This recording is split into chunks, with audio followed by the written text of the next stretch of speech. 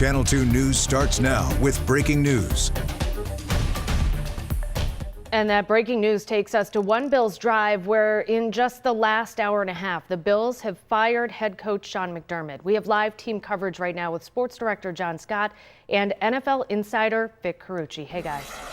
Yeah, shocking to say the least here. Vic Carucci joining me now. And let's just start with the Bills actually confirming this within the past 30 minutes or so, with Terry Pegula putting out a statement here. We'll show you some of that here, saying he feels like there needed to be a change in the leadership structure within the organization here, and that was part of the reasoning for moving on from McDermott.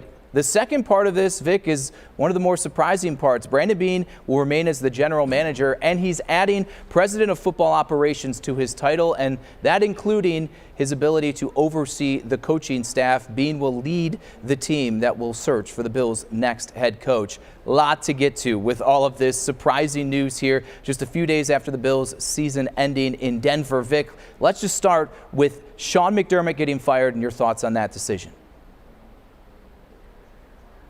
Yeah, it felt to me right along, John, that this was a Super Bowl or bust situation for Sean McDermott. I mean, you get so many opportunities in the postseason, and when you're not getting to the final place or the ultimate place that they need to go, that starts to weigh on the decision makers, and I mean ownership in this case.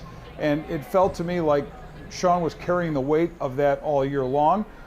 And I just think the reactions that we saw after the game, especially his outrage, which was understandable, but of the controversial Brandon Cooks catch, no catch, catch turned to interception thing, that told me a lot. He's a member, or was a member of the competition committee, and he knows that to be that vocal about officiating is a big no-no. So I think that was Sean's way of saying this didn't just cost the Bills a game, it was costing me my job. That being said, I think this season in particular, the dynamic shifted maybe among the fan base and certainly within our discussions of if you're placing blame for why the Bills are maybe not winning the division like they have in years past, it was pointing to the roster and the way it was constructed, which falls on Brandon Beane. I actually think this is one of McDermott's better coaching years with this team, considering all of the injuries and maybe even just some of the guys they already had in the room to begin with here. But yet Beane staying on as the general manager, adding the title of president of football operations here, it kind of reads, Vic, like it was either Brandon Beane or Sean McDermott and Terry Pegula choosing to stick with Beane. This was purely a power struggle, plain and simple, and Brandon Beane won it.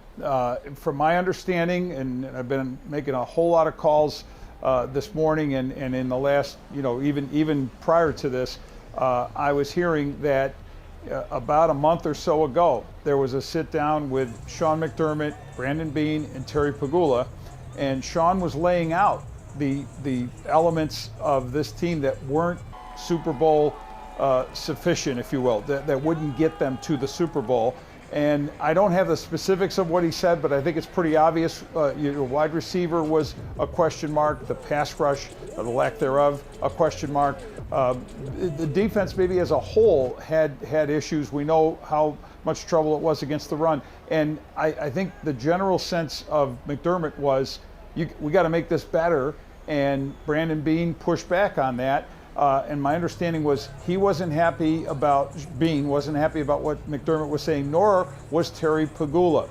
And another important thing to note here, when Sean McDermott was hired in 2017, the person who actually did that deal primarily was Kim Pegula. We know she is not active or as active, certainly pretty minimal in terms of her involvement on the ownership side.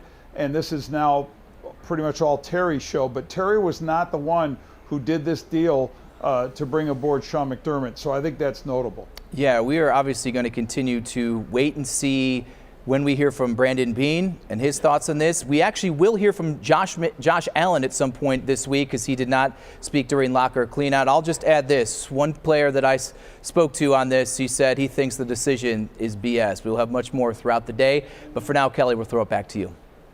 Thanks, guys. If you want to hear more from our sports team, we will dissect this even further on Sports Talk Live. That's tonight at 7 on WGRZ+.